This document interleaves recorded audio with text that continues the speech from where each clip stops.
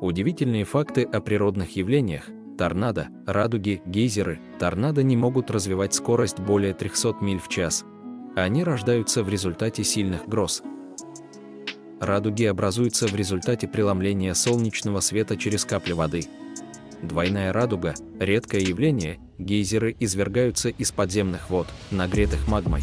Некоторые гейзеры могут выбрасывать воду на высоту сотен футов. Чудеса природы нашей планеты никогда не перестают удивлять.